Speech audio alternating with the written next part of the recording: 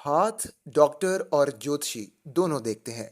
ज्योतिषी हाथ देखकर आपकी किस्मत का हाल बताता है और डॉक्टर हाथ देखकर तबीयत का हाल बताते हैं। लेकिन डॉक्टर हमारा आज का मौजू नहीं है। पामिस्ट्री या हाथ की लकीरों से किस्मत बताने की इब्तदा कब हुई और किसने की, ये बताना तो मुश्किल है।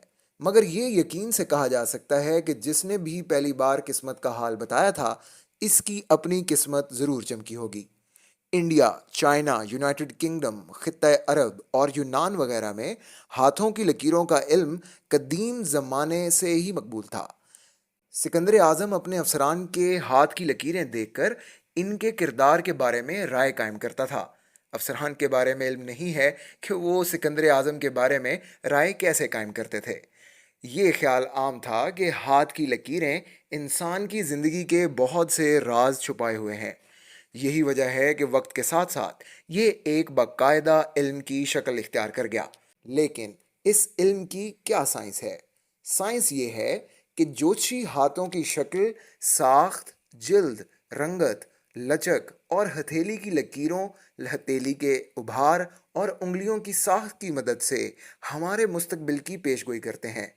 आइए देखते हैं कि पामिस्ट कैसे इन सब चीज़ों से नतीजा अखज़ करते हैं।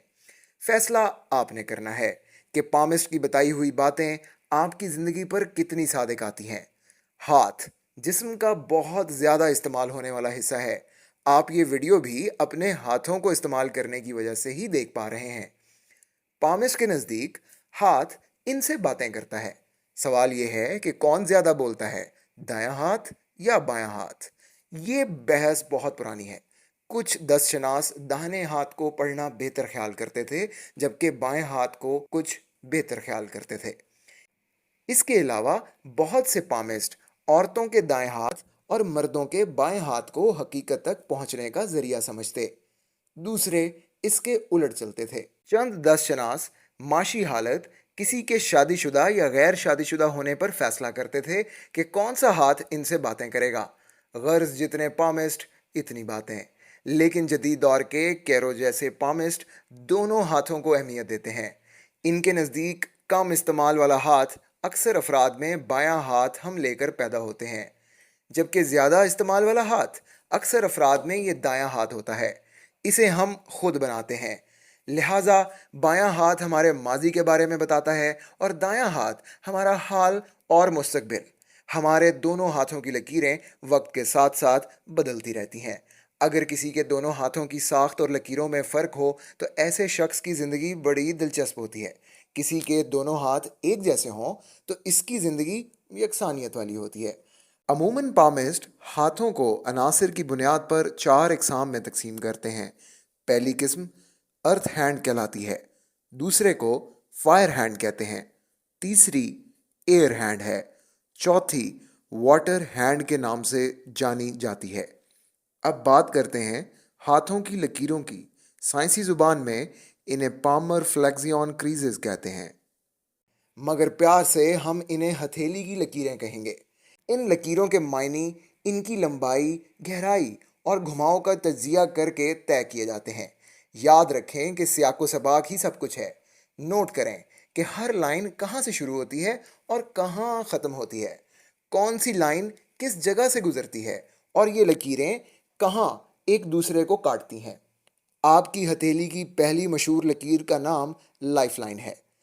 जिंदगी की लकीर अंगूठे और शहादत की उंगली के दरमियान हाथ के किनारे से शुरू होती है और अंगूठे की तरफ घूमते हुए कलाई तक जाती है। ये ख्याल गलत है कि ये लकीर हमारी ज़िंदगी कितनी लंबी होगी इसके बारे में बताती है। एक लंबी, गहरी और मुकम्मल जुड़ी हुई लाइफलाइन मजबूत जिस्मानी सेहत और तवानाई को जाहिर करती है। छोटी या बिखरी हुई लकीर आज़ादी या खुद पर भरोसा होने को जाहिर करती है।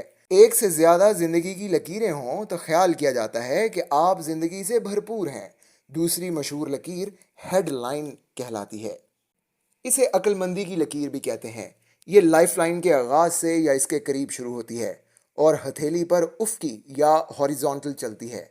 एक लंबी और गहरी हेडलाइन तजिए की सलाहियत और लॉजिकल थिंकिंग को जाहिर करती है। अगर ये छोटी और हल्की है तो ये आप में मसाइल हल करने की काबिलियत है। सीधी हेडलाइन आपके अमली और हकीकत पसंद होने की निशानी है। اس کا خمیدہ ہونا کریٹو صلاحیت کا اظہار ہے۔ تیسری لائن ہارٹ لائن ہے، اسے لو لائن بھی کہتے ہیں۔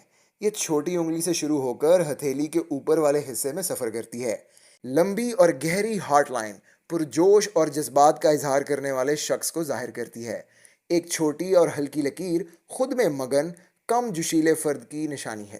شہادت کی انگلی کے نیچے سے شروع ہونے والی دل کی لکیر رشتوں کے ساتھ وفاداری کی علامت ہے۔ اگر یہ لکیر درمیانی انگلی کے نیچے سے شروع ہو تو ایسے شخص کی طبیعت میں بے چینی ہوتی ہے۔ چوتھی قابل ذکر لکیر فیٹ لائن ہے، اسے کریئر لائن بھی کہتے ہیں۔ یہ کلائی کے اوپر سے شروع ہو کر درمیانی انگلی کی جڑ کی طرف جاتی ہے۔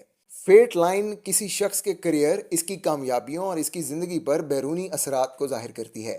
اگر یہ آپ کے ہاتھ میں نہیں ہے تو اس کا مطلب ہے کہ آپ اپنی ہمت پر کام کرتے ہیں۔ آخری اہم لکیر کا نام سن لائن ہے، اسے لائن آف اپولو بھی کہتے ہیں۔ یہ چوتھی انگلی کے نیچے سے کلائی کی طرف جاتی ہے۔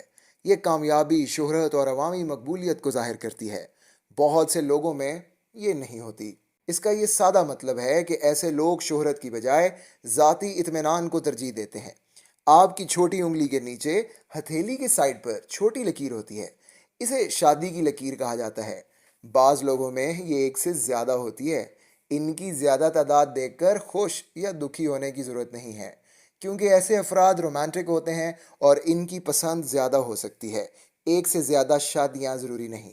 ان 5 نمایاں لکیروں کے علاوہ ہر انسان کے ہاتھ میں بہت سی ایسی لکیریں بھی ہوتی ہیں جو دوسروں کے ہاتھوں سے مختلف ہوتی ہیں۔ ماہر پامسٹ ہی ان کے بارے میں اندازہ لگاتے ہیں۔ ہاتھوں کی 4 اقسام اور 5 لکیروں کے علاوہ پامسٹ آپ کے ہاتھوں کے ابھار سے بھی قسمت کا حال جانچتے ہیں۔